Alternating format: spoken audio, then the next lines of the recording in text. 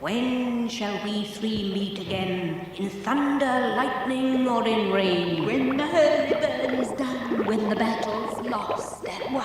That will be ere the set of sun. Where the place? Upon the heath, There to meet with Macbeth. I come, Grey Malkin. paddock calls. Anon. Fair is foul and foul is fair. Hover through the fog and filthy air.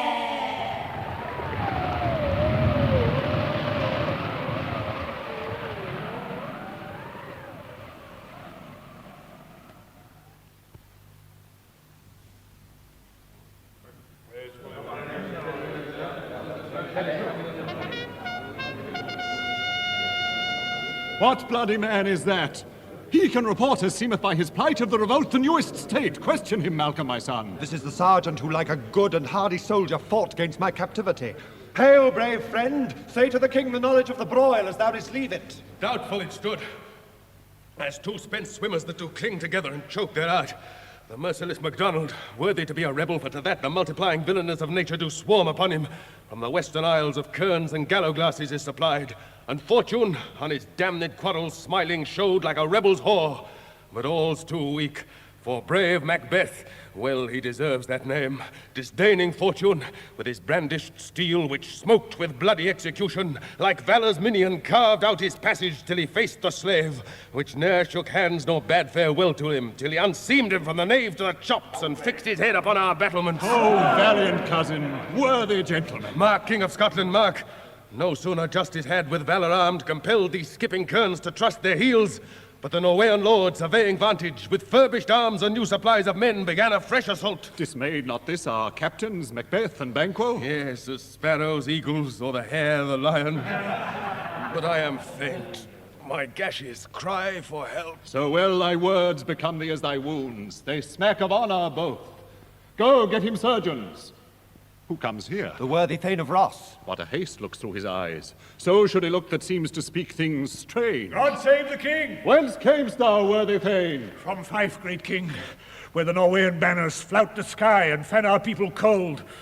Norway himself, with terrible numbers, assisted by that most disloyal traitor, the Thane of Cawdor, began a dismal conflict, till that Bellona's bridegroom, lapped in proof, confronted him with self-comparisons, point against point, rebellious arm against arm, curbing his lavish spirit, and to conclude, the victory fell on us!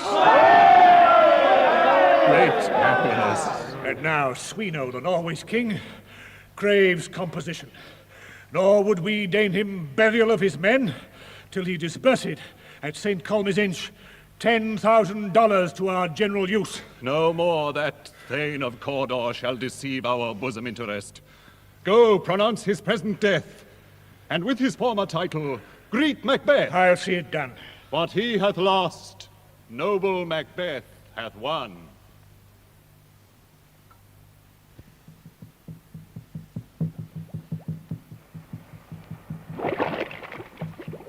Where hast thou been, sister? Killing swine. Sister, where thou, a sailor's wife, had chestnuts in her lap, and munched and munched and munched. Give me, quoth I, a rointy which the rump-fed Runnion cries. Her husband's to Aleppo gone, master of the tiger. But in a sea foul thither sail, and like a rat without a tail, I'll do, and I'll do. I'll give thee a wine. Thou art kind, And I another. I myself have all the other. A drum, Macbeth doth come. The weird sisters hand in hand, Roosters of the sea and land. thus do go about, thrice to thine and thrice to mine. Thrice again to make up 9. Peace, the charms wound up.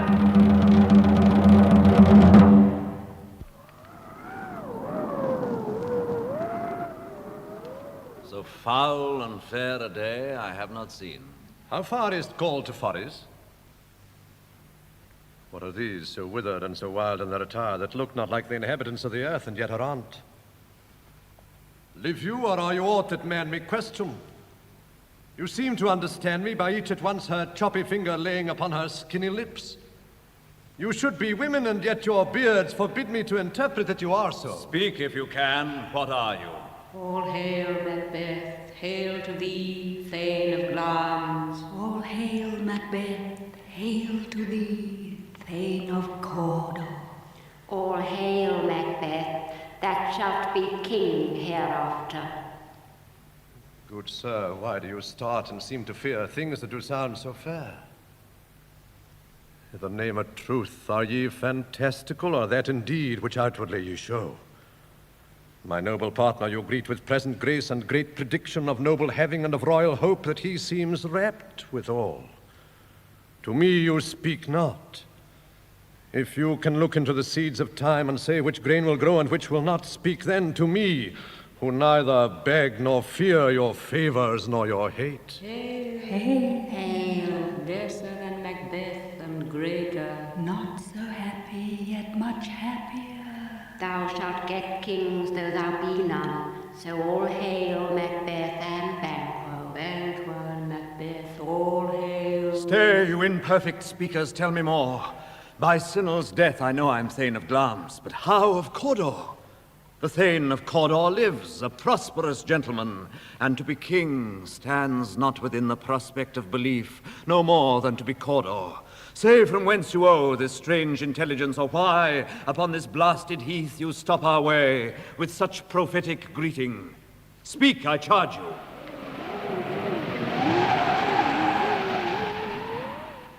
The earth hath bubbles as the water has, and these are of them. Whither are they vanished? Into the air. And what seemed corporal melted as breath into the wind. Would they had stayed. Were such things here as we do speak about? Or have we eaten on the insane root that takes the reason prisoner? Your children shall be kings. You shall be king. And Thane of Cawdor too, went it not so? To the self-same tune and word. My lords, Who's here? The lords of Ross and Angus. the king hath happily received, Macbeth, the news of thy success. And when he reads thy personal venture in the rebels' fight, his wonders and his praises do contend, which should be thine or his. As thick as hail came post with post, and every one did bear thy praises in his kingdom's great defence, and poured them down before him. We are sent to give thee from our royal master thanks, only to herald thee into his sight, not pay thee. And for an earnest of a greater honour, he bade me from him call thee Thane of Cawdor. In which addition, hail, most worthy Thane, for it is thine. What? Can the devil speak true? The Thane of Cawdor lives. Why do you dress me in borrowed robes? Who was the Thane lives yet, but under heavy judgment bears that life which he deserves to lose. Whether he was combined with those of Norway, or did lie the rebel Thane of Cawdor. The greatest is behind. I know not. But treason's capital confessed and proved have overthrown him. Thanks for your pains. Do you not hope your children shall be kings, when those that gave the Thane of Cawdor to me promised no less to them? That trusted home might yet enkindle you unto the crown besides the Thane of Cawdor. But 'tis strange. And oftentimes to win us to our harm, the instruments of darkness tell us truths, win us with honest trifles to betrays in deepest consequence. Cousins, a word, I pray you. How fares the king? Joy and strength. Has this day good cause? Two truths are told as happy prologues to the swelling act of the imperial theme. This supernatural soliciting cannot be ill, cannot be good. If ill, why hath it given me earnest of success, commencing in a truth? I am Thane of Cawdor. If good, why do I yield to that suggestion, whose horrid image doth unfix my hair, and make my seated heart knock at my ribs against the use of nature? Present fears are less than horrible imaginings. My thought, whose murder yet is but fantastical, shakes so my single state of man that function is smothered in surmise, and nothing is but what is not. Look how our partners rest. If chance will have me king, why chance me crown me without my stir? New honors come upon him like our strange garments, cleave not to their mold, but with the aid of use. Come what come may, time and the hour runs through the roughest day. Worthy Macbeth, we stay upon your leisure. Give me your favor. My dull brain was wrought with things forgotten. Think upon what hath chanced, and at more time, the interim having weighed it, let us speak our free hearts each to other. Very gladly. Till then, enough. Kind gentlemen, your pains are registered where every day I turn the leaf to read them. Let us toward the king.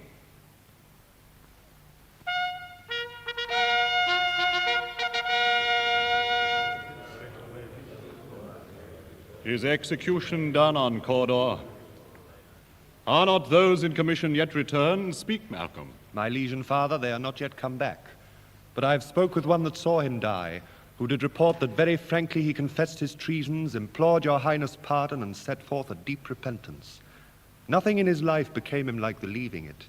He died as one that had been studied in his death, to throw away the dearest thing he owed as 'twere a careless trifle. There's no art to find the mind's construction in the face. He was a gentleman on whom I built an absolute trust. See, my lord, Macbeth and Banquo are come. Oh, worthiest cousin, the sin of my ingratitude even now was heavy on me. Thou art so far before that swiftest wing of recompense is slow to overtake thee. Would thou hadst less deserved, that the proportion both of thanks and payment might have been mine. Only I have left to say, more is thy due, and more than all can pay. The service and the loyalty I owe in doing it pays itself. Your highness' part is to receive our duties, and our duties are to your throne and state children and servants, which do but what they should by doing everything safe toward your love and honor. Welcome hither. I have begun to plant thee, and will labor to make thee full of growing. Noble Banquo, thou hast no less deserved, nor must be known no less to have done so. Let me enfold thee, and hold thee to my heart. There, if I grow, the harvest is your own. My plenteous joys, wanton in fullness, seek to hide themselves in drops of sorrow.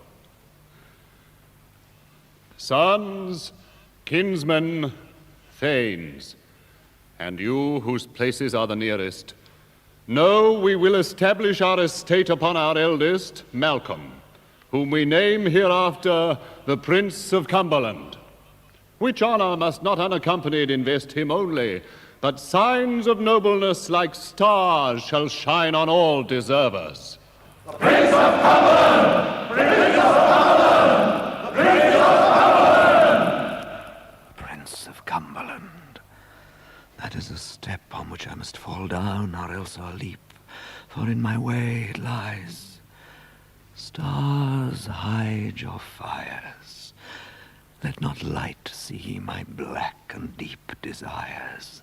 The eye wink at the hand. Yet let that be which the eye fears when it is done to see. From hence to Inverness, and bind us to you further, good Macbeth. The rest is labor which is not used for you. I'll be myself the harbinger, and make joyful the hearing of my wife with your approach. So humbly take my leave. Let's after him, whose care is gone before to bid us welcome. It is a peerless kinsman.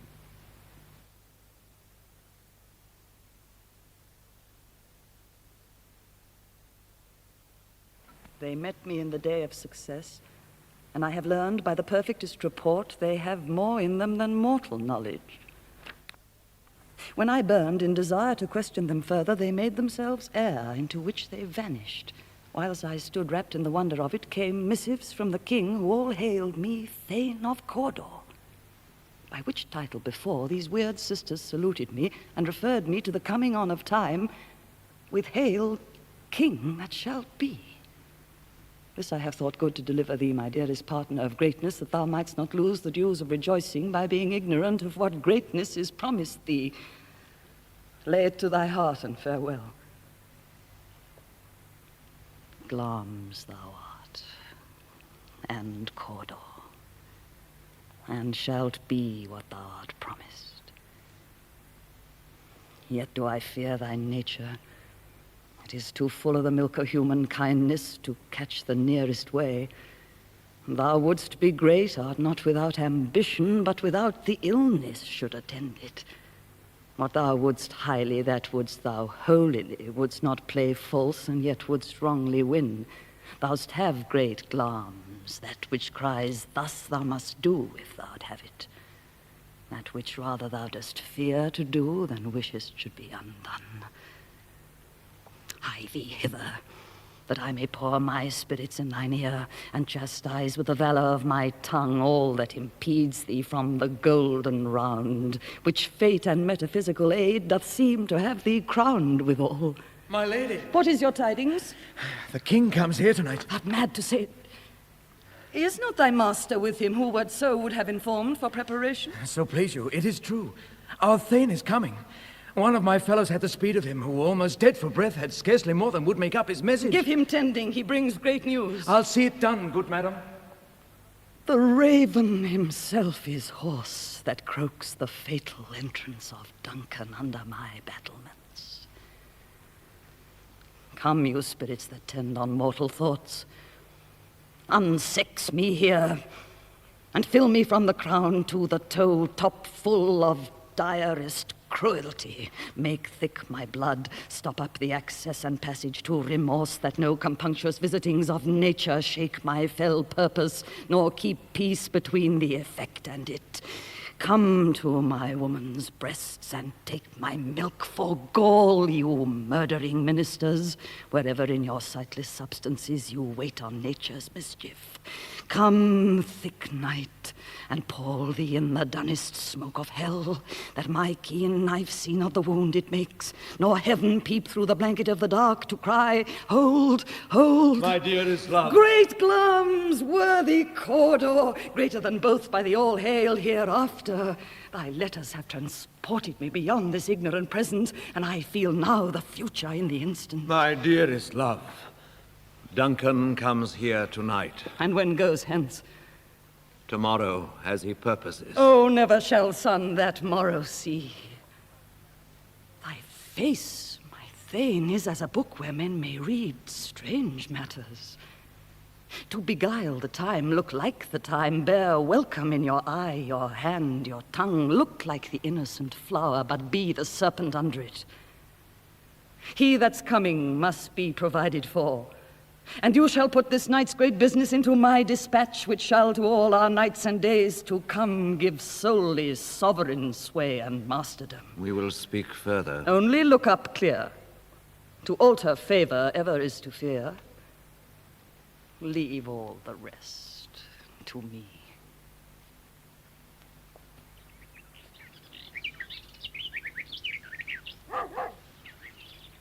This castle hath a pleasant seat. The air nimbly and sweetly recommends itself unto our gentle senses. This guest of summer, the temple-haunting martlet, does approve by his loved mansionry that the heaven's breath smells wooingly here. No jutty, frieze, buttress, nor coign of vantage, but this bird hath made his pendant bed and procreant cradle. Where they most breed and haunt, I have observed, the air is delicate. See, see, our honored hostess. My most gracious lord. The love that follows us sometime is our trouble, which still we thank as love. Herein I teach you how you shall bid God Eildus for your pains, and thank us for your trouble. All our service at every point, twice done and then done double, where poor and single business to contend against those honors deep and broad, wherewith your majesty loads our house. For those of old and the late dignities heaped up to them, we rest your hermits. Where's the Thane of Cawdor? We coursed him at the heels and had a purpose to be his purveyor. But he rides well, and his great love, sharp as his spur, hath holpen him to his home before us. Fair and noble hostess, We are your guests tonight. Your servants ever have theirs themselves, and what is theirs in camp to make their audit at your highness' pleasure, still to return your own. Give me your hand. Conduct me to mine host. We love him highly, and shall continue our graces towards him. By your leave, hostess.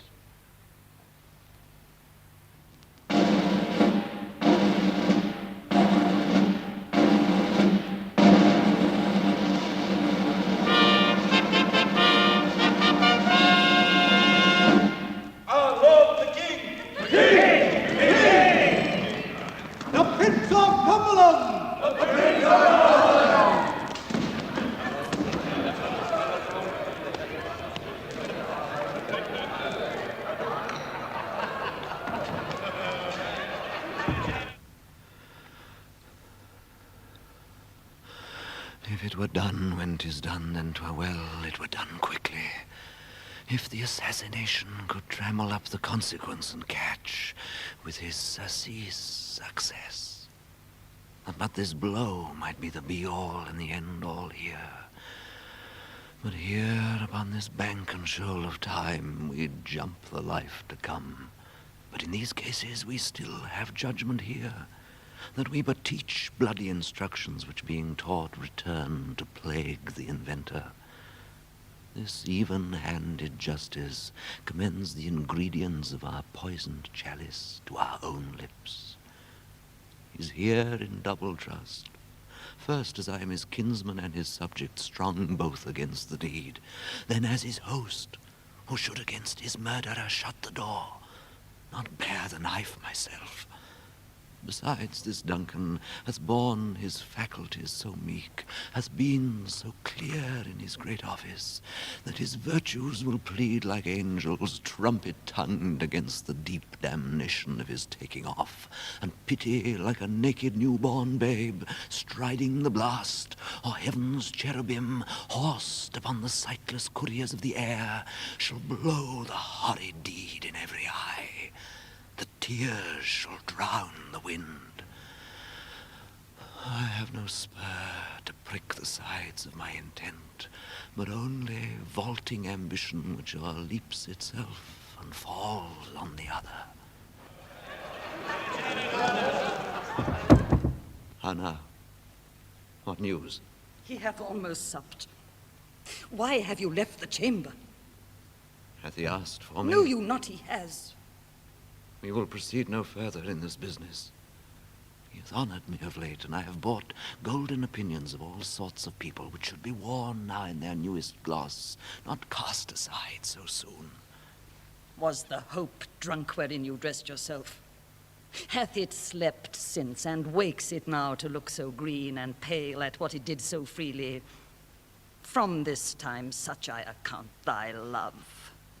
Art thou afeard to be the same in thine own act and valor as thou art in desire? Wouldst thou have that which thou esteem'st the ornament of life, and live a coward in thy own esteem, letting I dare not wait upon I would, like the poor cat of the adage? Prithee, peace. I dare do all that may become a man. Who dares do more is none. What beast was then that made you break this enterprise to me? When you durst do it, then you were a man. And to be more than what you were, you would be so much more the man. Nor time nor place did then adhere, and yet you would make both. They have made themselves, and that their fitness now doth unmake you. I have given suck, and know how tender 'tis to love the babe that milks me. I would, while it was smiling in my face, have plucked my nipple from his boneless gums, and dashed the brains out, had I so sworn as you have done to this. If we should fail. We fail? But screw your courage to the sticking place, and we'll not fail. When Duncan is asleep, whereto the rather shall his day's hard journey soundly invite him, his two chamberlains will I with wine and wassail so convince that memory, the warder of the brain, shall be a fume, and the receipt of reason a limbeck only. When in swinish sleep their drenched natures lie as in a death, what cannot you and I perform upon the unguarded Duncan? What not put upon his spongy officers, who shall bear the guilt of our great quell? Bring forth men children only, for thy undaunted mettle should compose nothing but males. will it not be received when we have marked with blood those sleepy two of his own chamber, and used their very daggers, that they have done? Who dares receive it other, as we shall make our griefs and clamour roar upon his death? I am settled, and bend up each corporal agent to this terrible feat. Away, and mock the time with fairest show. False face must hide what the false heart doth know.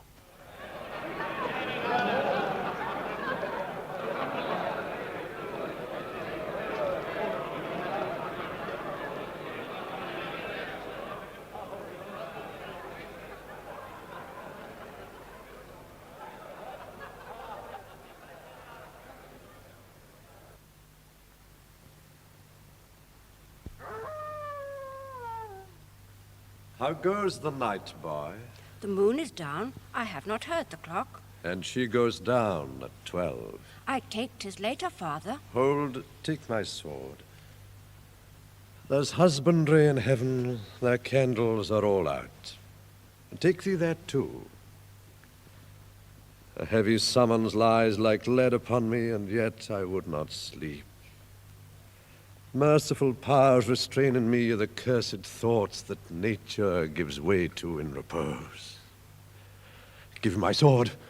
Who's there? A friend, good Banquo. What, sir, not yet at rest? The king's abed. He hath been an unusual pleasure, and sent great largesse to your offices.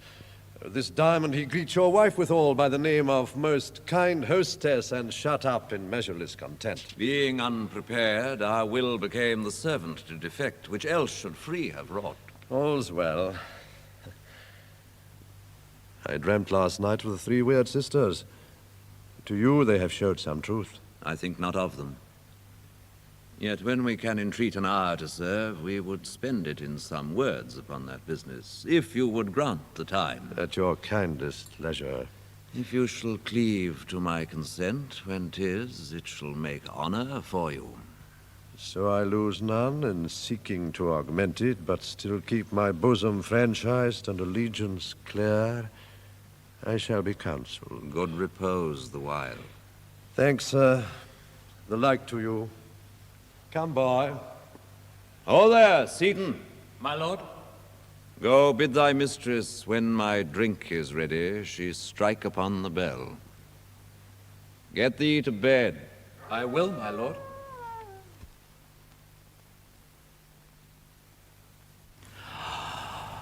Is this a dagger which I see before me, the handle toward my hand? Come, let me clutch thee. I have thee not, and yet I see thee still. Art thou not fatal vision sensible to feeling as to sight?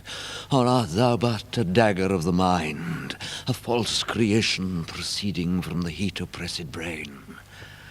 I see thee yet, in form as palpable as this which now I draw. Thou marshalest me the way that I was going, and such an instrument I was to use. Mine eyes are made the fools of other senses, or else worth all the rest.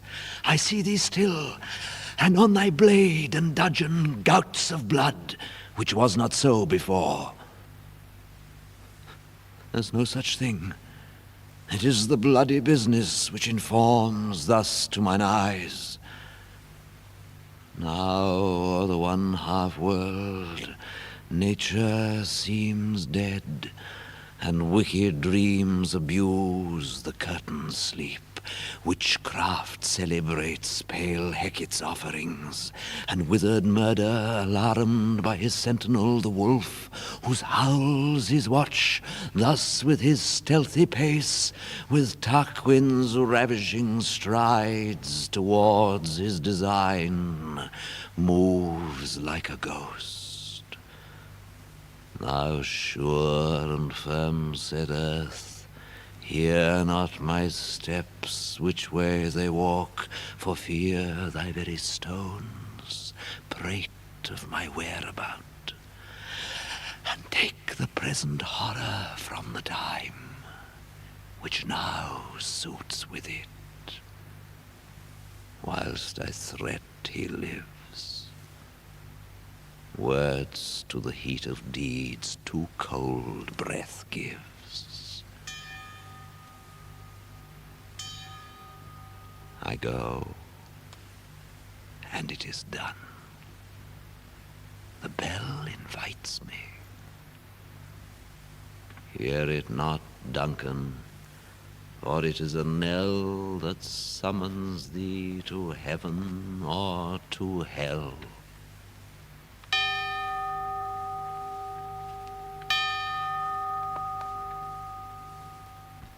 That which hath made them drunk hath made me bold. What hath quenched them hath given me fire. Hark. Peace. It was the owl that shrieked, the fatal bellman which gives the sternest good night. He is about it. The doors are open, and the surfeited grooms do mock their charge with snores. I have drugged their posets that death and nature do contend about 'em whether they live or die. Who's there? On hold! Alack, I am afeard they have awaked, and 'tis not done. The attempt and not the deed confounds us. Hark! Laid their daggers ready, he could not miss 'em. Had he not resembled my father as he slept, I had done't. My husband. I have done the deed. Didst thou not hear a noise? Heard the owl scream and the crickets cry. Did not you speak? When? Now. As I descended? Aye. Hark! Who lies in the second chamber? Donopain. This is a sorry sight. A foolish thought to say a sorry sight. As one did laugh in sleep, and one cried murder, that they did wake each other, I stood and heard them. But they did say their prayers and addressed them again to sleep. There are two lodged together. One cried, God bless us, and amen the other, as they had seen me with these hangman's hands. Listening their fear, I could not say amen when they did say, God bless us. Consider it not so deeply. But wherefore could I not pronounce amen? I had most need of blessing, and amen stuck in my throat. These deeds must not be thought of after these ways. So it will make us mad. Methought I heard a voice cries, sleep no more. Macbeth does murder, sleep the innocent sleep. Sleep that knits up the raveled sleeve of care. The death of each day's life, sore labor's bath.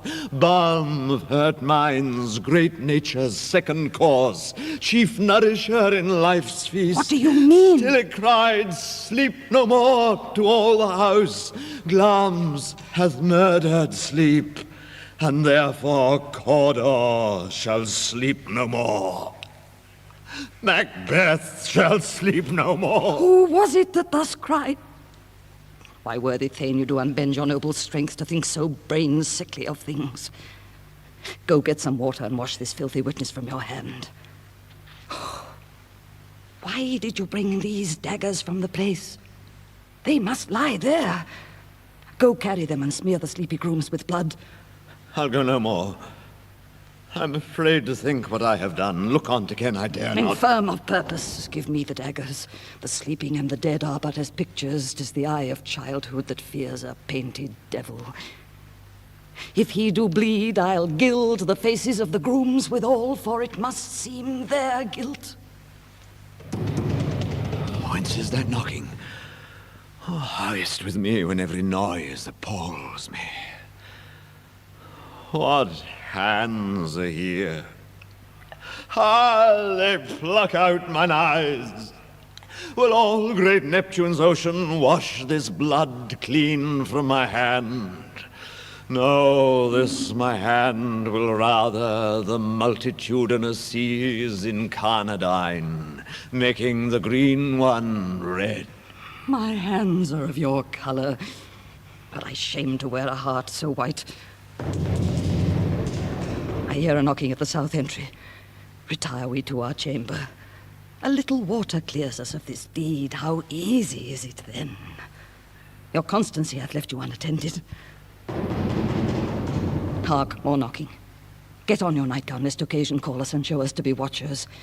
Be not lost so poorly in your thoughts. To know my deed, 'twere best not know myself. Wake, Duncan, with thy knocking. I would thou couldst.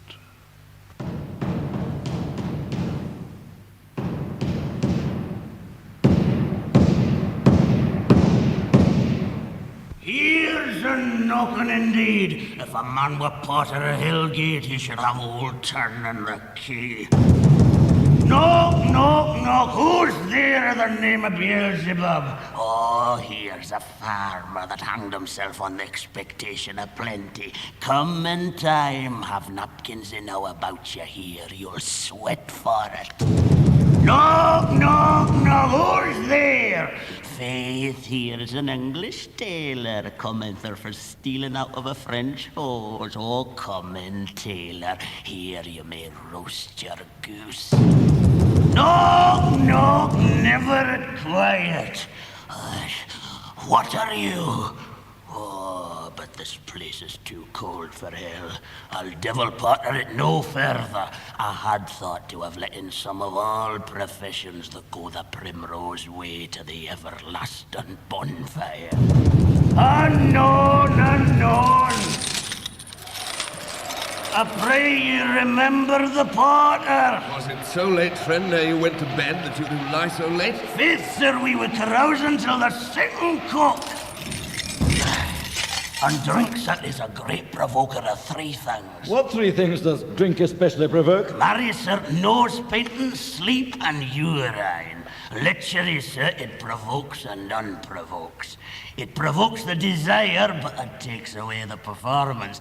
Therefore, much drink may be said to be an equivocator with lechery. It makes him and it mars him. It sets him on and it takes him off. It persuades him and disheartens him. Makes him stand to and not stand to. In conclusion, equivocates him in his sleep and giving him the lie, leaves him. I believe drink gave thee the lie last night. Aye, that did, sir, the very throat on me. But I requited him for his lie, and I think being too strong for him, though I took up my legs sometime, yet I made a shift to cast him. Is thy master stirring? Ah, knocking has awaked him. Here he comes. Good morrow, noble sir. Good morrow, both. Is the king stirring, worthy thane?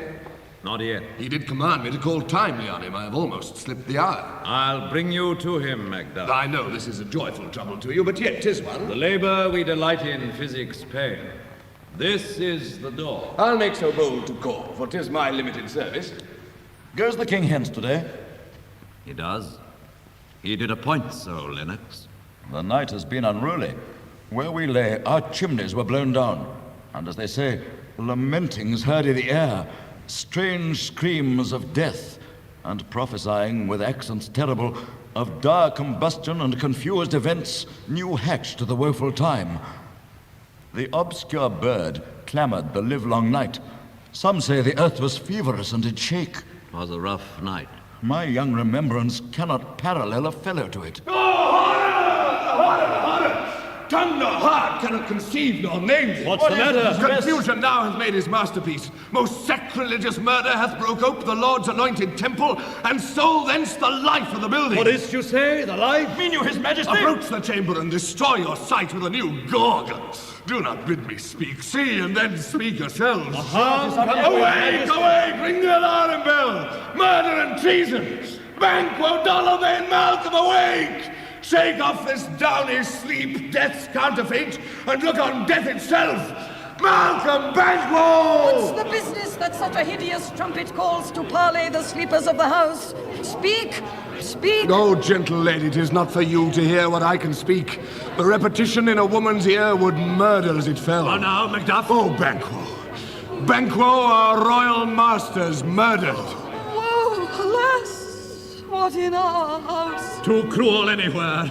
Dear Duff, I prithee contradict thyself and say it is not so. Had I but died an hour before this chance, I had lived a blessed time. For from this instant there's nothing serious in mortality. All is but toys, renown and grace is dead. The wine of life is drawn, and the mere lease is left this vault to brag on. Why is this clamour? What is amiss? You are and do not note the spring, the head, the fountain of your blood is stopped. The very source of it is stopped. Your royal father's murdered.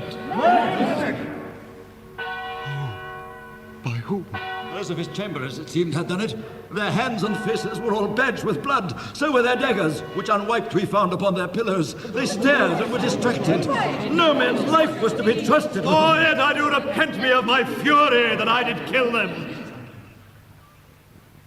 Wherefore did you so? Who can be wise, amazed, temperate and furious, loyal and neutral in a moment? No man. The expedition of my violent love outran the pauser reason.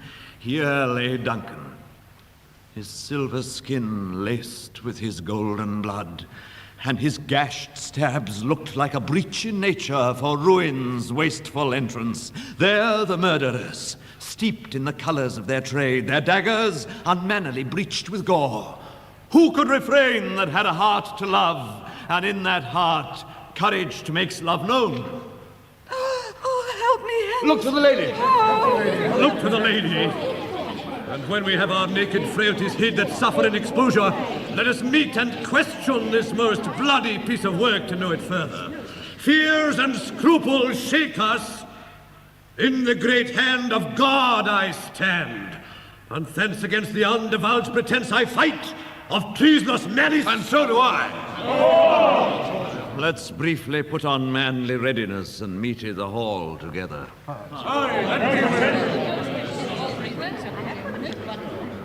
What will you do? Let's not consort with them, brother. To show an unfelt sorrow is an office which the false man does easy. I'll to England. To Ireland, I. Our separated fortunes will keep us both the safer. Where we are, Malcolm, there's daggers in men's smiles. The nearer in blood, the nearer bloody. This murder a shaft that shot hath not yet lighted, and our safest way is to avoid the aim. Therefore to horse, and let us not be dainty of leave taking, but shift away. There's warrant in that theft which steals itself, when there's no mercy left.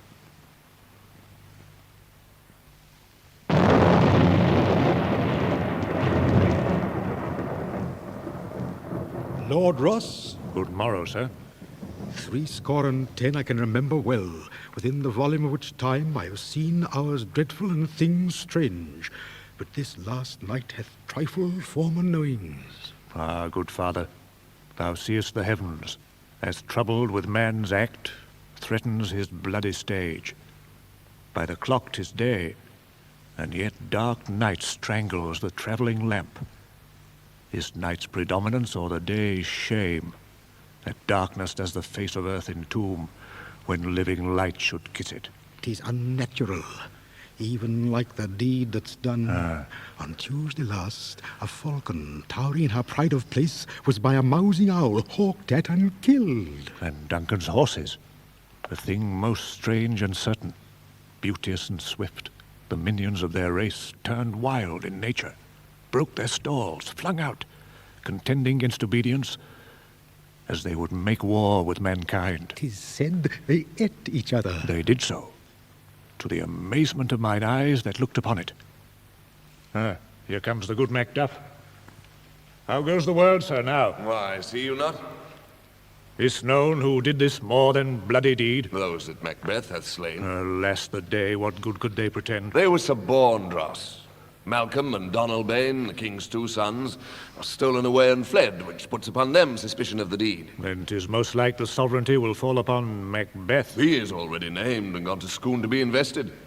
Will you to Scone? No, cousin. I'll to Fife. Well, I will thither. Well, may you see things well done there. Adieu.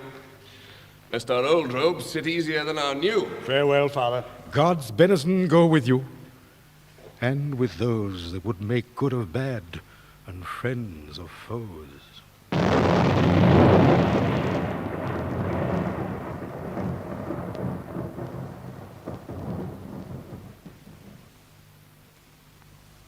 Thou hast it now.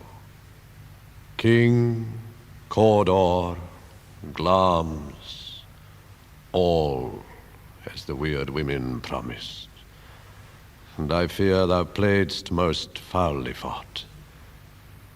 Yet it was said it should not stand in thy posterity, but that myself should be the root and father of many kings. If there comes truth from them, as upon thee, Macbeth, their speeches shine, Why, by the verities on thee made good, may they not be my oracles as well, and set me up in hope? The king! The king! But hush, no more.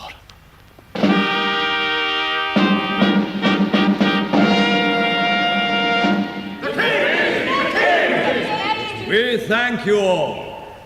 Hail to your majesty. Here's our chief guest. If Banquo had been forgotten, it had been as a gap in our great feast, and all thing unbecoming. Tonight we hold a solemn supper, sir, and I'll request your presence.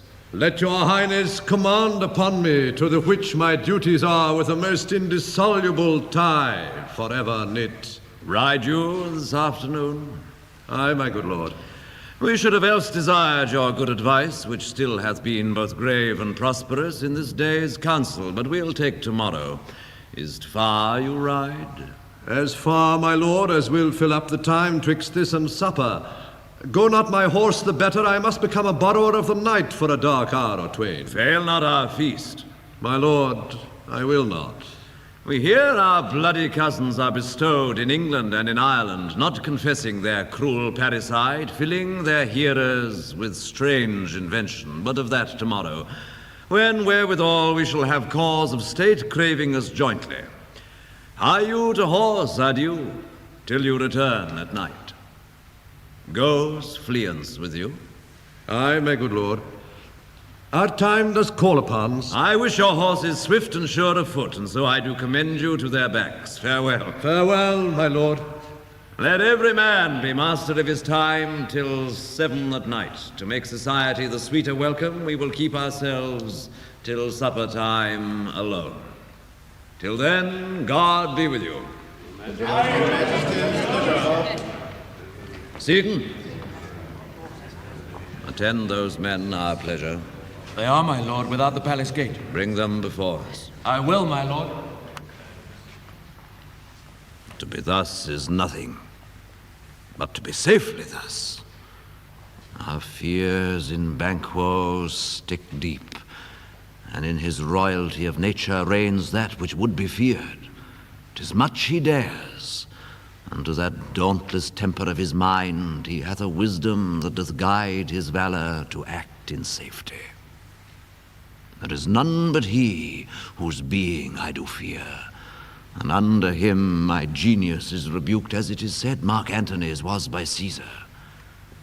It chid the sisters when first they put the name of king upon me, and bade them speak to him.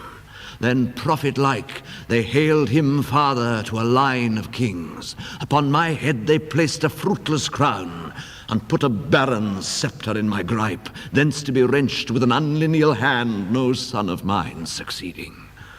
If it be so, for Banquo's issue have I filed my mind. For them the gracious Duncan have I murdered, put rancors in the vessel of my peace only for them, and mine eternal jewel given to the common enemy of man, to make them kings, the seed of Banquo kings. Rather than so, come fate into the list, and champion me to the utterance. Who's there? The men your majesty did send to see. As well. Now go to the door and stay there till we call. Was it not yesterday we spoke together? Aye, my good lord.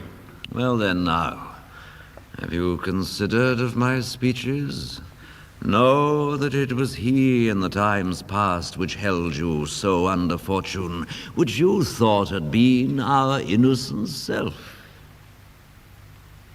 This I made good to you in our last conference, passed in probation with you, how you were borne in hand, how crossed, the instruments, who wrought with them, and all things else that might to half a soul and to a notion crazed say, thus did Banquo. You made it known to us. I did so, and went further, which is now our point of second meeting.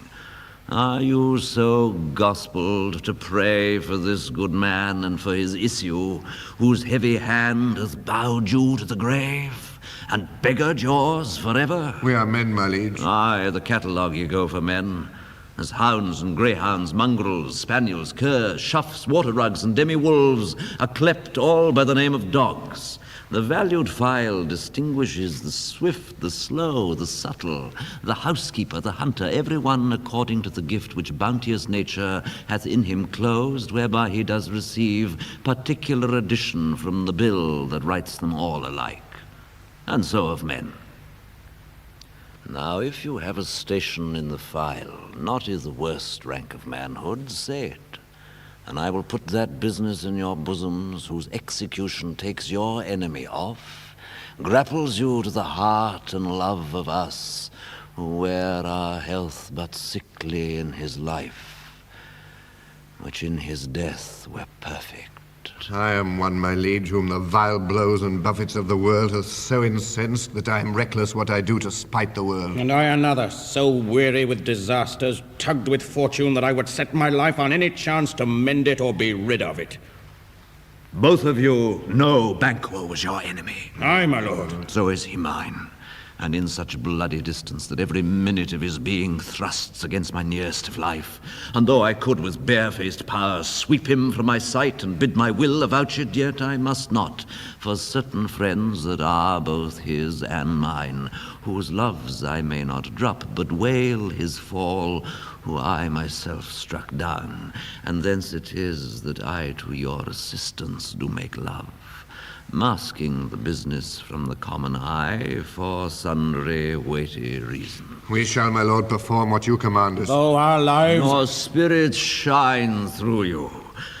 Within this hour at most, I will advise you where to plant yourselves, acquaint you with the perfect spy of the time, the moment on't, for must be done tonight, and something from the palace. Always thought that I require a clearness, and with him, to leave no rubs nor botches in the work, Fleance, his son, that keeps him company, whose absence is no less material to me than is his father's, must embrace the fate of that dark hour. Resolve yourselves apart. I'll come to you anon. I'm a good lord. I'll call upon you straight. Abide within. It is concluded. Banquo, thy soul's flight, if it find heaven, must find it out tonight.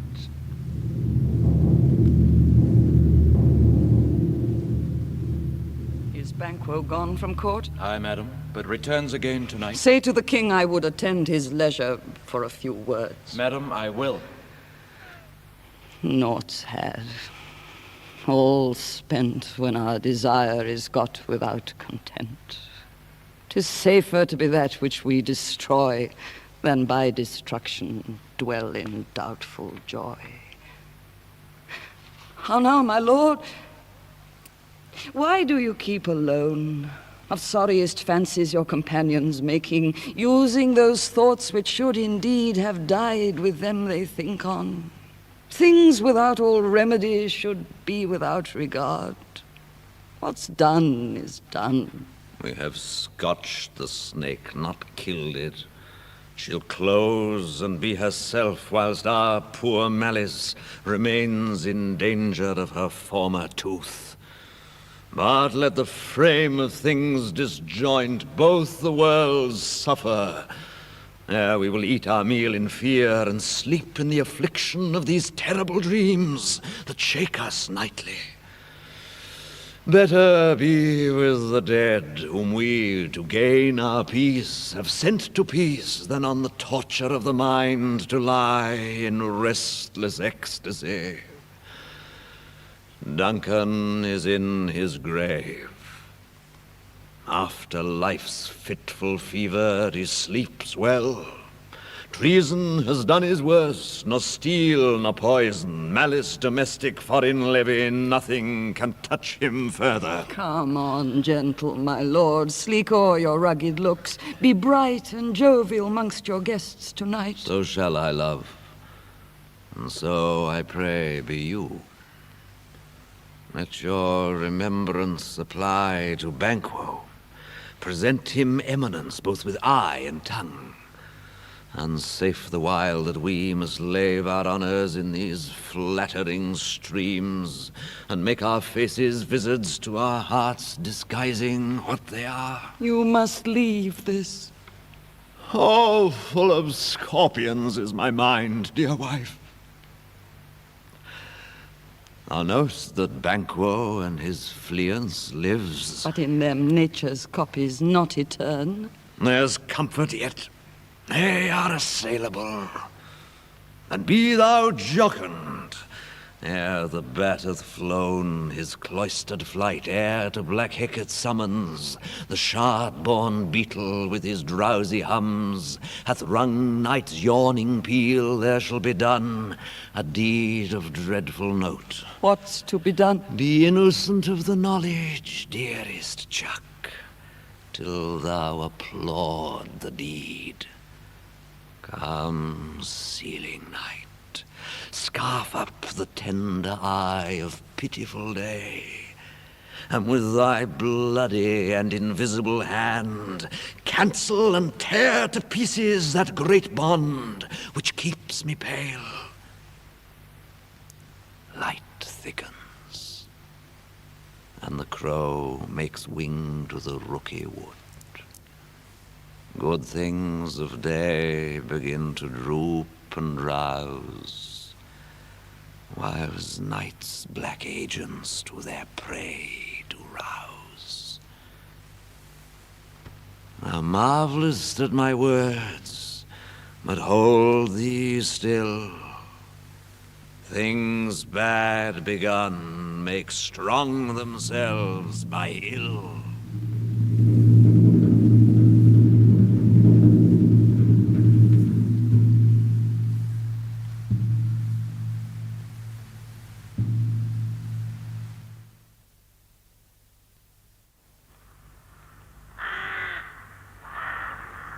But who did bid thee join with us? Macbeth. He needs not our mistrust, since he delivers our offices and what we have to do to the direction just. Men, stand with us. The west yet glimmers with some streaks of day. Now spurs the lated traveller apace to gain the timely inn, and near approaches the subject of our watch. Hark! I hear horses. Give us a light there. Then 'tis he. The rest that are within the note of expectation already are either caught. His horses go about. Almost a mile, but he does usually, so all men do. From hence to the palace gate make it their walk. A light, a light. 'Tis he. Stand to it. It will be rain tonight. Let it come down! Dead Chili! Fly, good friends! Fly, fly, fly! Thou mayst revenge! Slave! Who did strike out the light? What's not the way? There's but one down. The sun is fled. We have lost best half of our affair. Well, let's away and say how much 'tis done.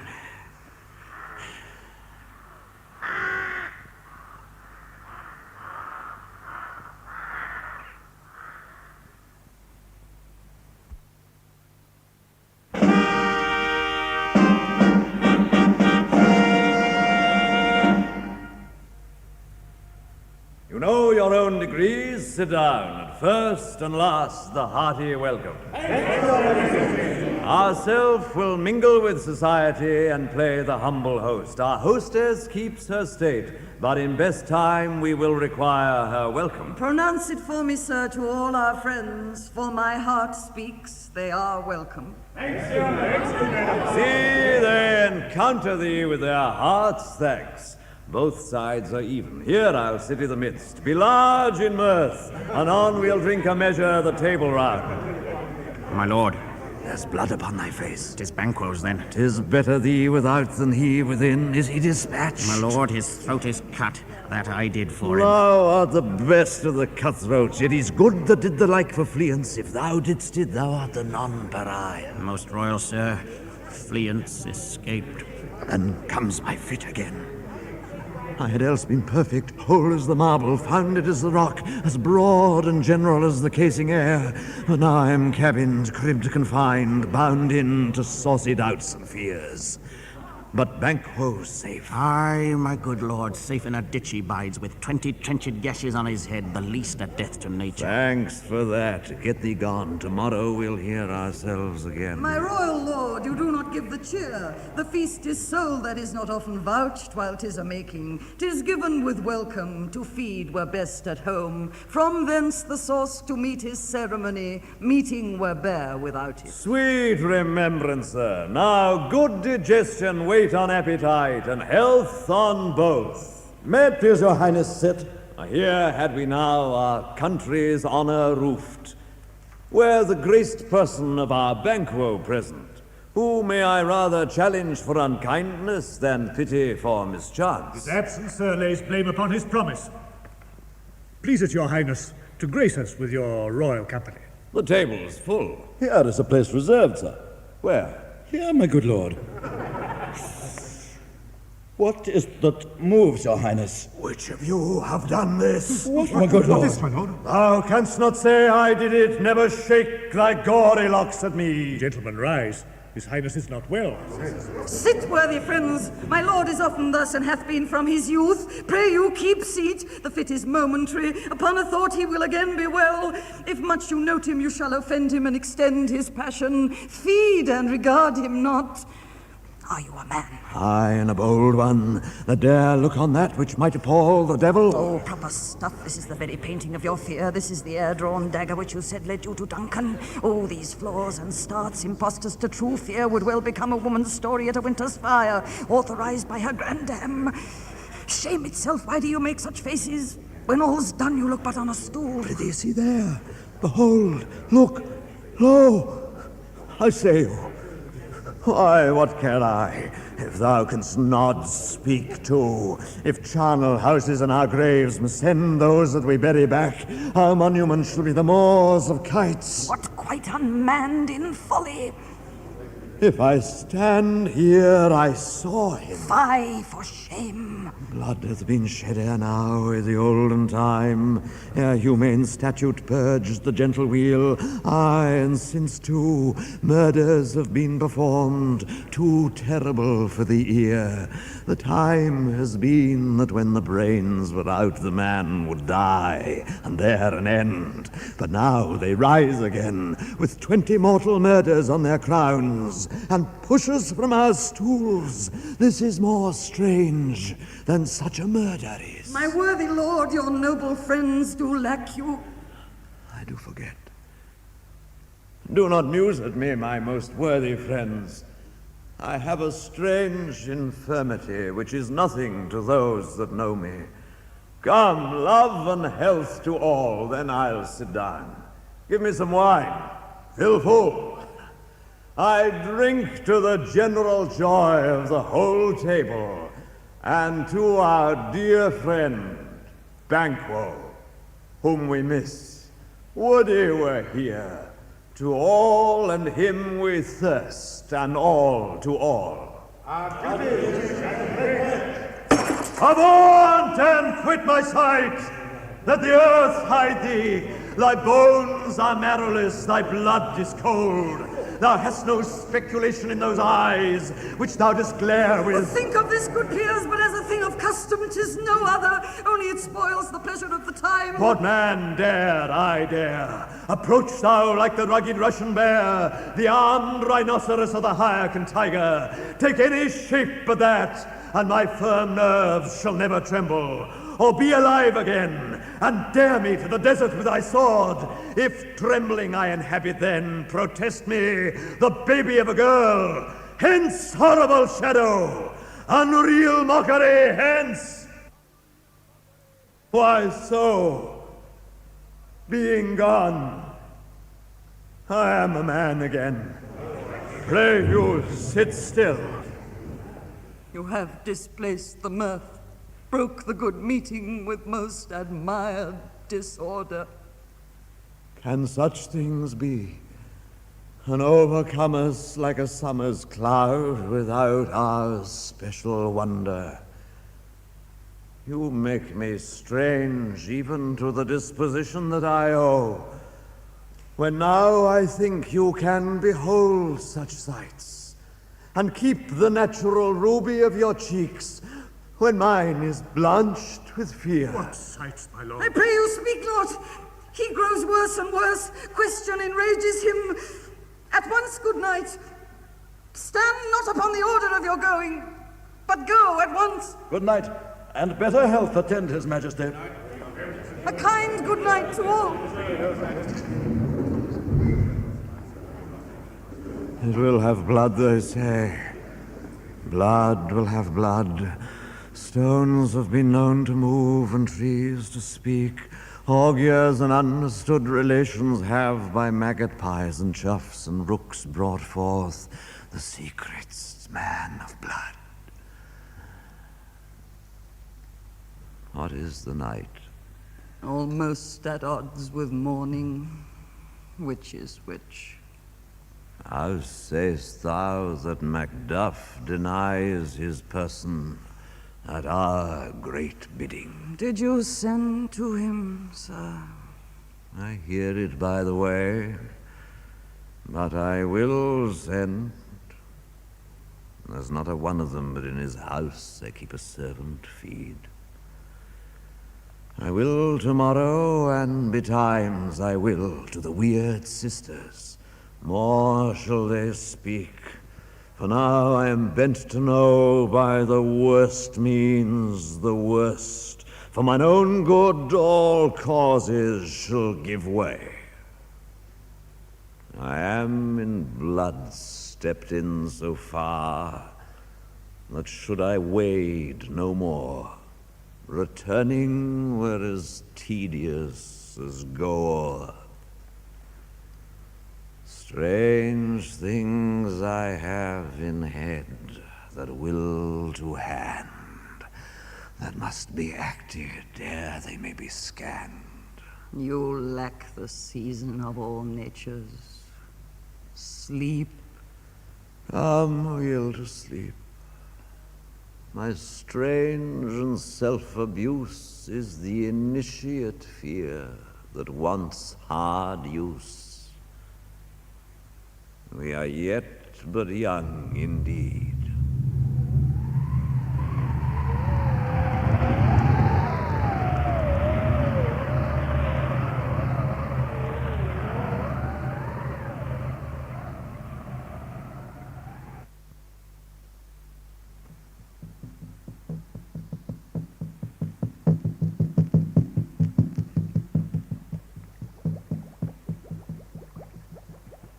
Thrice the brinded cat clewed, thrice and once the hedge pig whined. Harpier cries, "'Tis time, 'tis time!" Round about the cauldron go, in the poisoned entrails throw. Told that under cold stone days and nights has 31 sweltered venom sleeping got. Boil thou first the charming pot.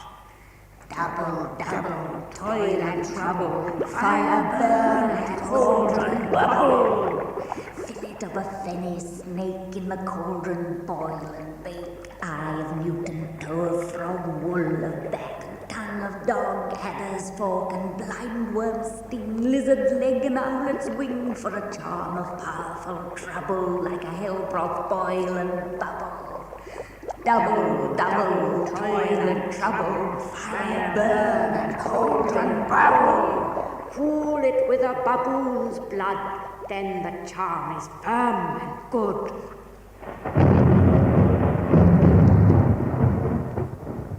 By the pricking of my thumbs, something wicked this way comes. Open locks, whoever knocks. How now, you secret black and midnight hags? What is to do?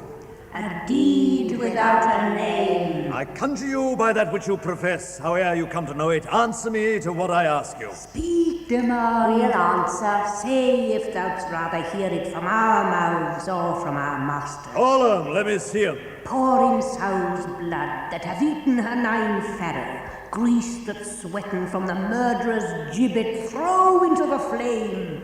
Come high or low, thyself and office deathly show. Tell me, thou unknown power, He knows thy thought. Hear his speech, but say thou naught. Macbeth, Macbeth, Macbeth, beware Macduff, beware the Thane of Fife. Dismiss me, enough. Whate'er thou art for thy good caution, thanks. Thou hast harped my fear aright. But one word more. He will not be commanded. Here's another, more potent than the first. Macbeth, Macbeth, Macbeth. Had I 3 years, I'd hear thee. Be bloody, bold, and resolute. Laugh to scorn the power of man, for none of woman born shall harm Macbeth. Then live, Macduff! What need I fear of thee? But yet I'll make assurance double sure, and take a bond of fate. Thou shalt not live, that I may tell pale-hearted fear it lies, and sleep in spite of thunder. What is this that rises like the issue of a king, and wears upon his baby brow the round and top of sovereignty? Listen, but speak not to't.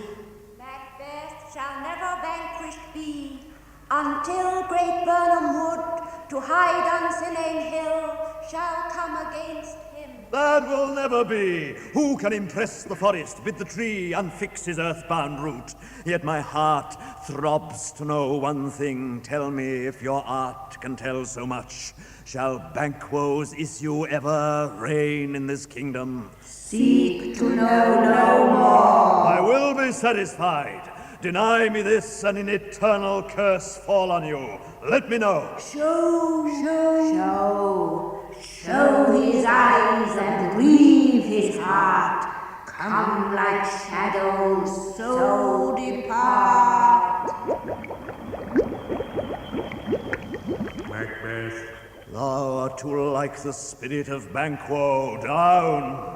Thy crown to sear mine eyeballs. Macbeth. And thy hair, thou other gold-bound brow, is like the first. A third is like the former. Macbeth. Filthy hags, why do you show me this? Macbeth. A fourth start eyes. Macbeth. What will the lines stretch out to the crack of doom? Macbeth. Another yet. Macbeth. The seventh I'll see no more. Macbeth. And yet the eighth appears, who bears a glass which shows me many more. And some I see the twofold balls and treble scepters carry. Horrible sight! Macbeth. Now I see 'tis true, for the blood-bolted Banquo smiles upon me and points at them for his. What is this so? Macbeth, Macbeth, Macbeth, Macbeth, Macbeth, Macbeth.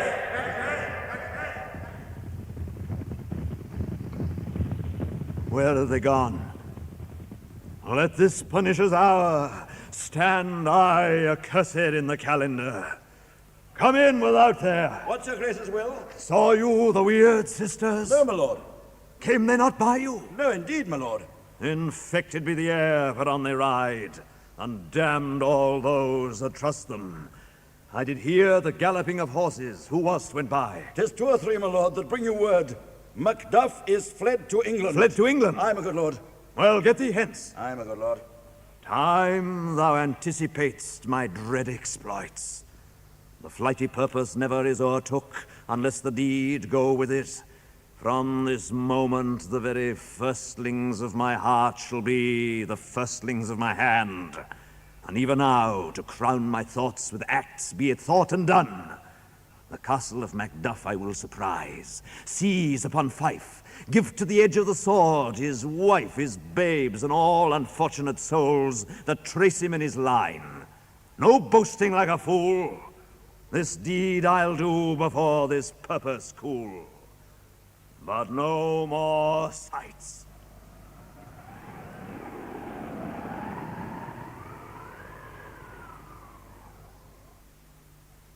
What had he done to make him fly the land? You must have patience, madam. He had none lost.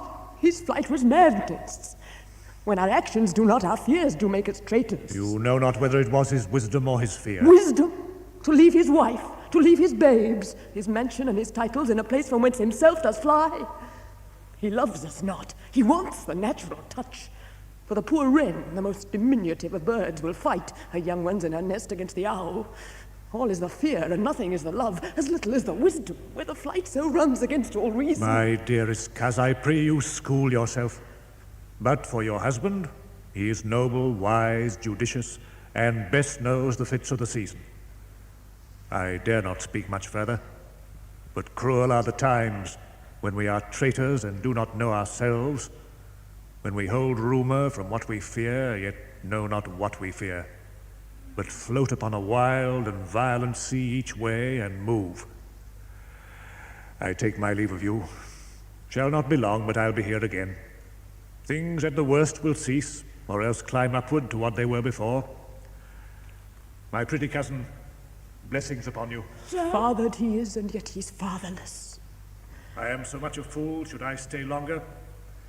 It would be my disgrace and your discomfort. I take my leave at once. Sirrah, your father's dead. And what will you do now? How will you live? As birds do, Mother.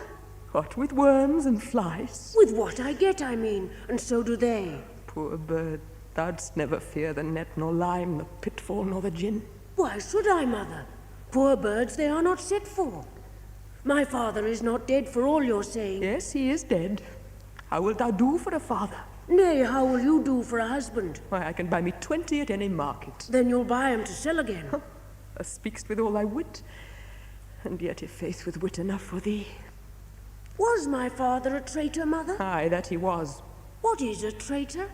Why, one that swears and lies. And be all traitors that do so? Every one that does so is a traitor and must be hanged. And must they all be hanged that swear and lie? Every one. Who must hang them? Why, the honest men. Then the liars and swearers are fools, for there are liars and swearers enow to beat the honest men and hang up them. Oh, now God help thee, poor monkey. But how wilt thou do for a father? If he were dead, you'll weep for him. If you would not, it were a good sign that I should quickly have a new father. Poor prattler, how thou talks. Bless you, fair dame. I'm not to you known, though in your state of honour I'm perfect. I doubt some danger does approach you nearly. If you will take a homely man's advice, be not found here. Hence with your little ones. Heaven preserve you. I dare abide no longer. Whither should I fly? I have done no harm. But I remember now I am in this earthly world, where to do harm is often laudable, to do good sometimes accounted dangerous folly. Why then, at last, do I put up that womanly defence to say I have done no harm? I see you. What are these faces? Where is your husband? I hope in no place so unsanctified where such as thou mayst find him. He's a traitor. Thou liest, thou fag-eared villain! What, you egg, young fry of treachery? He's killed me, Mother. Run away, I pray you. Murder!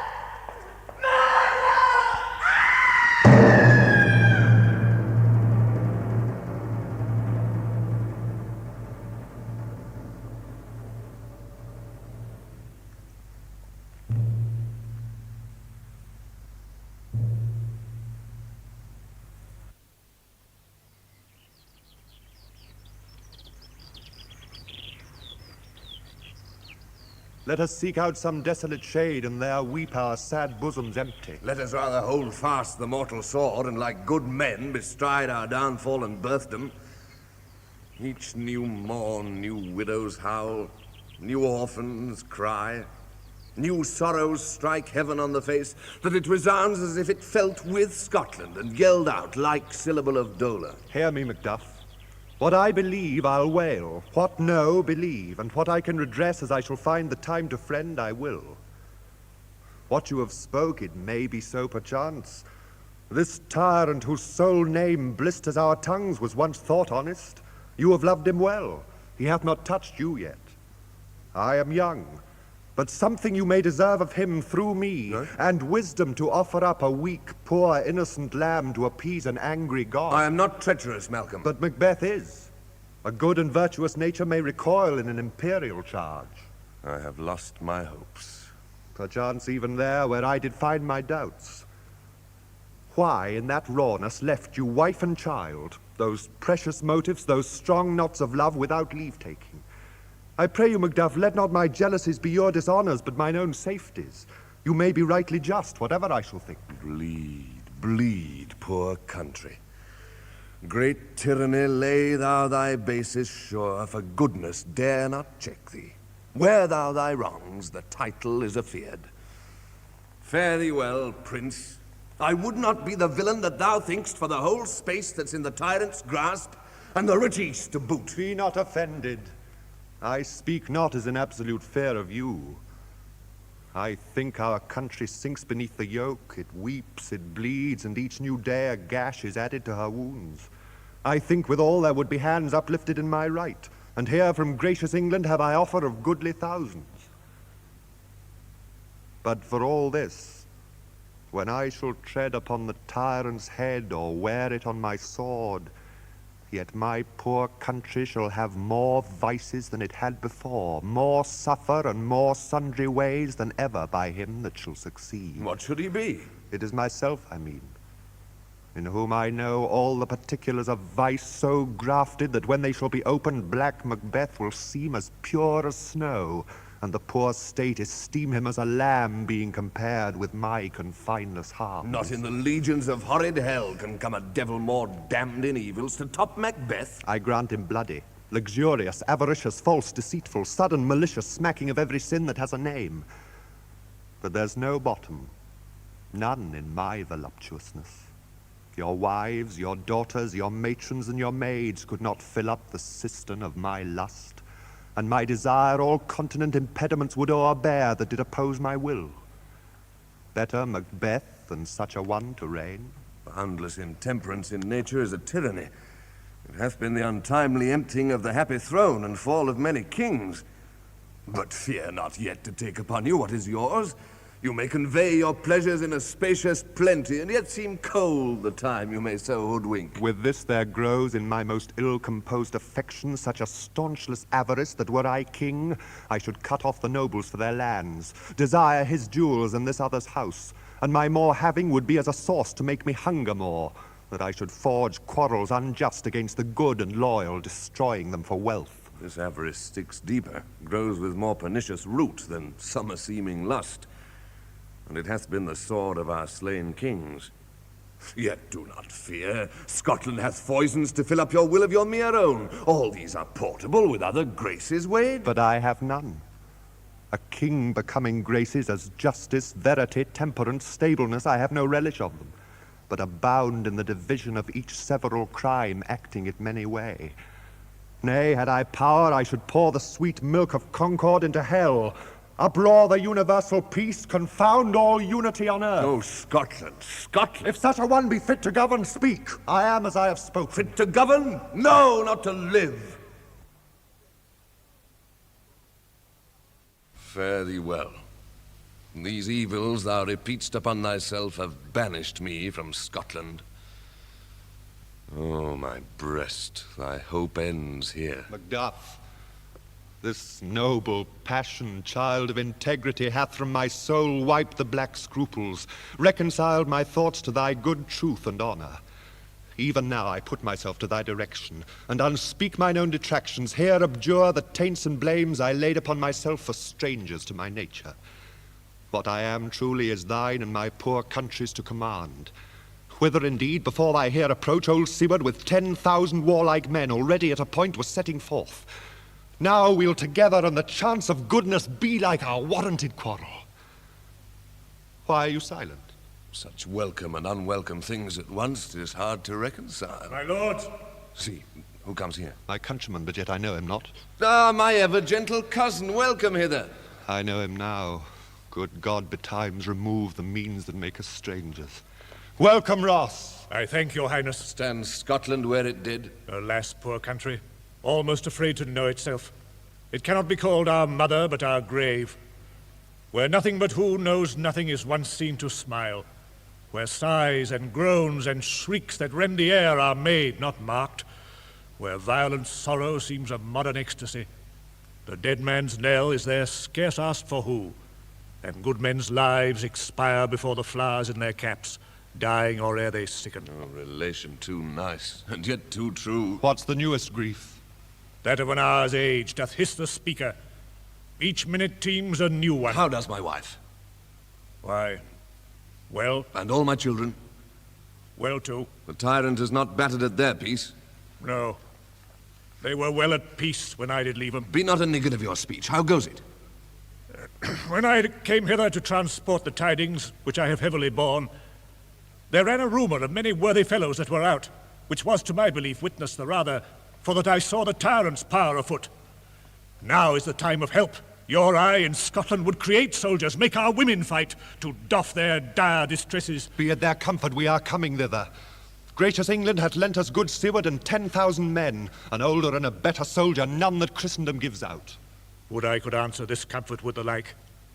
But I have words that would be howled out in the desert air, where hearing should not latch them. What concern they? The general cause?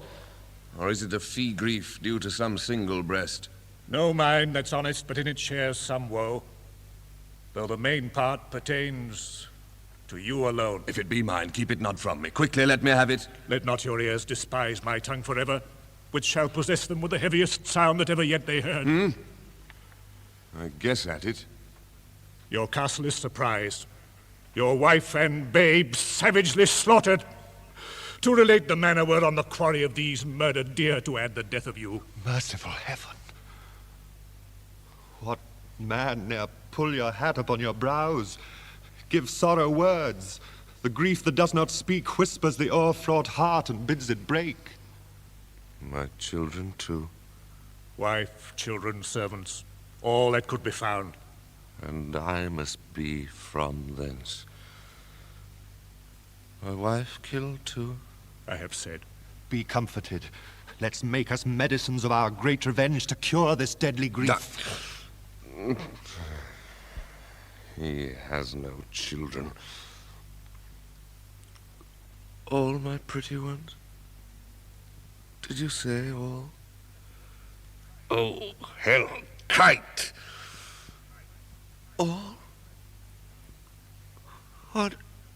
All my pretty chickens and their dam at one fell swoop? Disputed like a man. I shall do so, but I must also feel it as a man. I cannot but remember such things were that were most precious to me. Did heaven look on and would not take their part? Sinful Macduff, they were all struck for thee. Naught that I am, not for their own demerits, but for mine, fell slaughter on their souls. Heaven rest them now. Be this the whetstone of your sword, let grief convert to anger. Blunt not the heart in rage. Oh, I could play the woman with mine eyes, and braggart with my tongue. But gentle heavens, cut short all intermission. Front to front bring thou this fiend of Scotland and myself. Within my sword's length set him. If he escape, heaven forgive him too. This tune goes manly. Come, go we to the king. Our power is ready, our lack is nothing but our leave. Macbeth is ripe for shaking, and the powers above put on their instruments.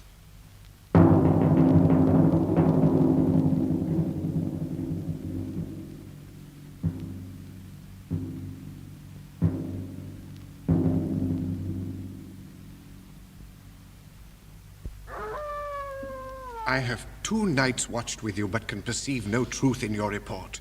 When was it she last walked? Since His Majesty went into the field, I have seen her rise from her bed, throw her nightgown upon her, unlock her closet, take forth paper, fold it, write upon it, read it, afterwards seal it, and again return to bed. Yet all this while in a most fast sleep. A great perturbation in nature to receive at once the benefit of sleep and do the effects of watching. In this slumbery agitation, besides her walking and other actual performances, what at any time have you heard her say? That, sir, which I will not report after her. You may to me, and 'tis most meet you should. Neither to you nor anyone, having no witness to confirm my speech. Lo you, here she comes. This is her very guise, upon my life fast asleep. Observe her, stand close. How came she by that taper? Why, it stood by her. She has light by her continually. 'Tis her command. You see, her eyes are open. Aye, but their sense is shut. What is it she does now? Look how she rubs her hands. It is an accustomed action with her to seem thus washing her hands. I have known her continue in this a quarter of an hour. Yet here's a spot. Hark, she speaks. I will set down what comes from her to satisfy my remembrance the more strongly. Out, damn it, spot out, I say. 1, 2, why then 'tis time to do it. Hell is murky. If I'm a Lord Fire soldier and afeard, what need we fear? Who knows it when none can call our power to account? Yet who would have thought the old man to have had so much blood in him? Do you mark that? The Thane of Fife had a wife. Where is she now? What will these hands ne'er be clean? No more of that, my lord, no more of that. You mar all with this starting. Go to, you have known what you should not. She has spoke what she should not, I am sure of that. Heaven knows what she has known. Here's the smell of the blood still. All the perfumes of Arabia will not sweeten this little hand. What a sigh is there, the heart is sorely charged. I would not have such a heart in my bosom for the dignity of the whole body. Wash your hands, put on your nightgown, look not so pale. I tell you yet again, Banquo's buried. He cannot come out on's grave. Even so. To bed. To bed, there's knocking at the gate. Come, give me your hand. What's done cannot be undone. To bed, to bed, to bed. Will she go now to bed? Directly. More needs she the divine than the physician. God forgive us all. Look after her, remove from her the means of all annoyance, and still keep eyes upon her. So, good night. My mind she has mated and amazed my sight. I think but dare not speak. Good night, good doctor.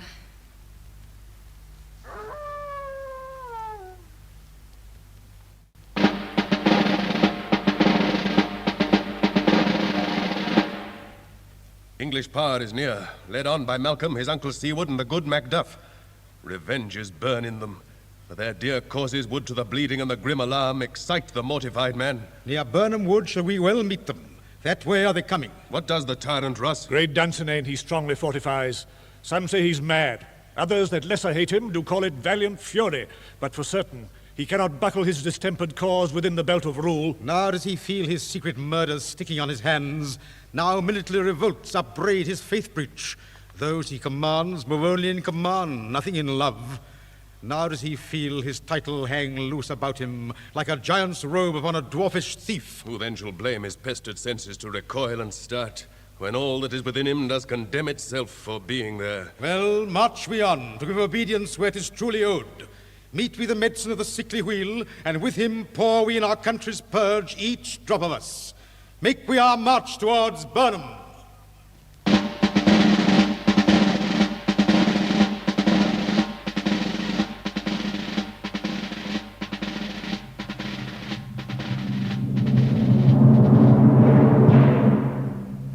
Bring me no more reports, let them fly all. Till Burnham Wood remove to Dunsinane, I cannot taint with fear. What's the boy, Malcolm? Was he not born of woman?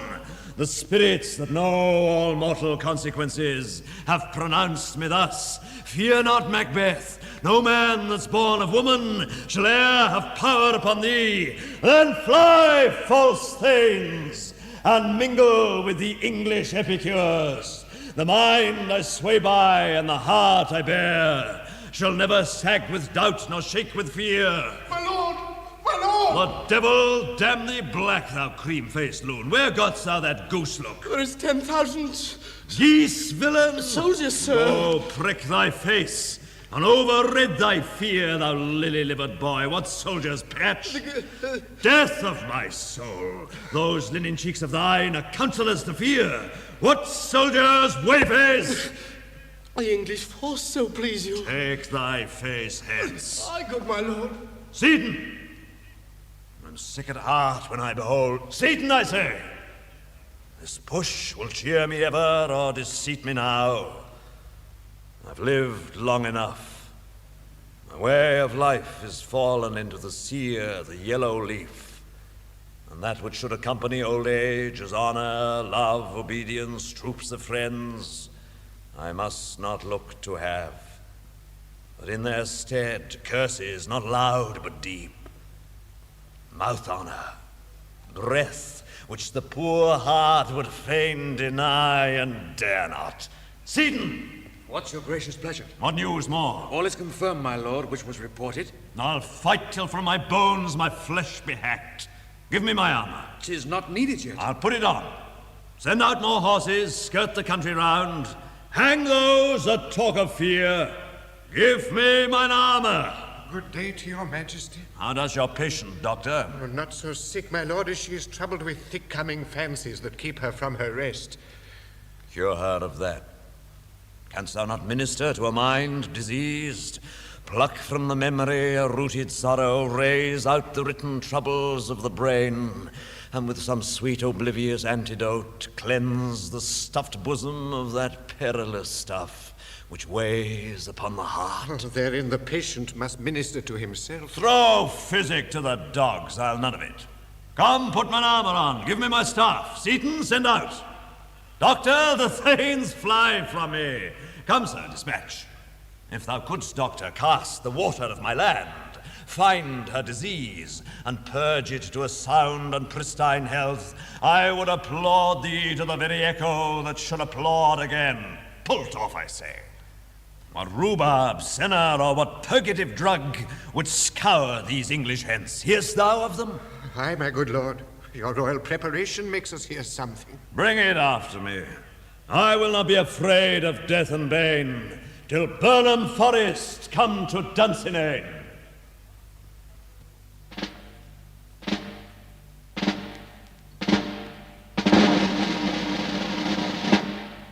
What wood is this before us? The wood of Burnham. Let every soldier hew him down a bough and bear it before him. Thereby shall we shadow the numbers of our host and make discovery err in report of us. Now be done! Hew down the branches! We learn no other but the confident tyrant keeps still in Dunsinane, and will endure our setting down before it. 'Tis his main hope. For where there is advantage to be given, both more and less have given him the revolt, and none serve with him but constrained things whose hearts are absent too. Let our just censures attend the true event, and put we on industrious soldiership. The time approaches that will with due decision make us know what we shall say we have, and what we owe. Towards which, advance the war!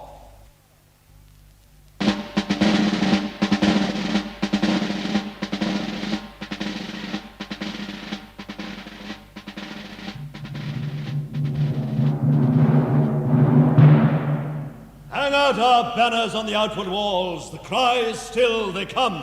Our castle strength will laugh a siege to scorn. Here let them lie, till famine and the ague eat them up. Were they not forced with those that should be ours, we might have met them dareful, beard to beard, and beat them backward home.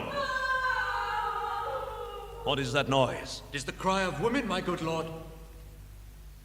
I've almost forgot the taste of fears. The time has been my senses would have cooled to hear a night shriek, and my fell of hair would at a dismal treatise rouse and stir, as life were in't. I've supped full with horrors. Direness, familiar to my slaughterous thoughts, cannot once start me. Wherefore was that cry? The queen, my lord, is dead. She should have died hereafter. There would have been a time for such a word. Tomorrow and tomorrow and tomorrow creeps in this petty pace from day to day to the last syllable of recorded time, and all our yesterdays have lighted fools the way to dusty death. Out, out, brief candle. Life's but a walking shadow, a poor player that struts and frets his hour upon the stage, and then is heard no more. It is a tale told by an idiot, full of sound and fury, signifying nothing. Gracious, my lord! Now comes to use thy tongue, thy story quickly. I should report that which I say I saw, but know not how to do it. Well, say, sir. As I did stand my watch upon the hill, I looked toward Burnham, and anon methought the wood began to move. Liar and slave! Let me endure your wrath if it be not so. Within this 3 mile where you see it coming, I say a moving ground. If thou speak'st false, upon the next tree shall thou hang alive till famine cling thee. If thy speech be sooth, I care not if thou dost for me as much. I pull in resolution, and begin to doubt the equivocation of the fiend that lies like truth. Fear not, till Burnham Wood do come to Dunsinane. And now a wood comes toward Dunsinane. Arm and out! If this which here vouches does appear, there is no flying hence nor tarrying here. Begin to be aweary of the sun, and wish the estate of the world were now undone. Ring the alarm bell! Blow wind, come rack! At least we'll die with harness on our back!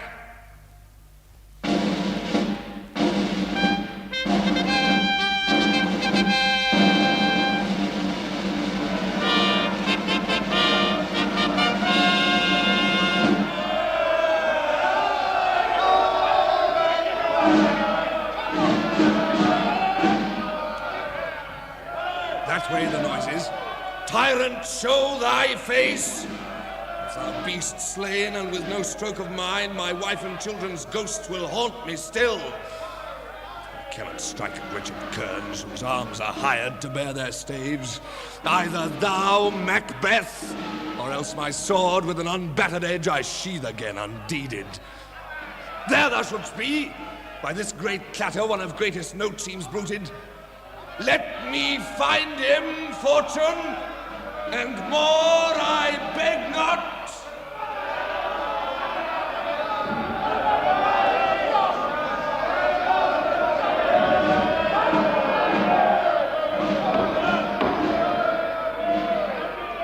They've tied me to a stake, I cannot fly, but bear like I must fight the course. What's here that was not born of woman? Such a one am I to fear or none. Turn, hellhound! Turn! Of all men else I have avoided thee. But get thee back. My soul is too much charged with blood of thine already. I have no words. My voice is in my sword, thou bloodier villain than terms can give thee out. Thou losest labor, as easy mayst thou the entrenchant air with thy keen sword impress as make me bleed. Let fall thy blade on vulnerable crests. I bear a charmed life, which must not yield to one of woman born. Despair thy charm, and let the angel whom thou still hast served tell thee Macduff was from his mother's womb untimely ripped. Accursed be that tongue that tells me so, for it hath cowed my better part of man.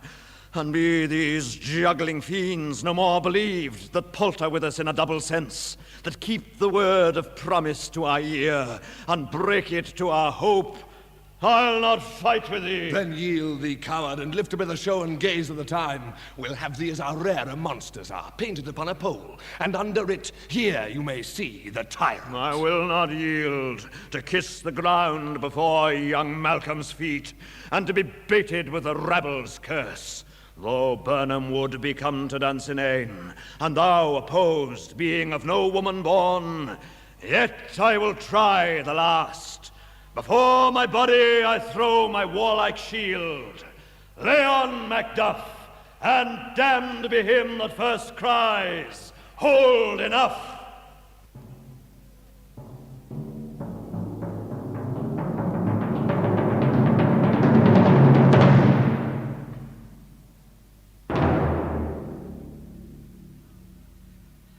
Hail, Malcolm, King of Scotland!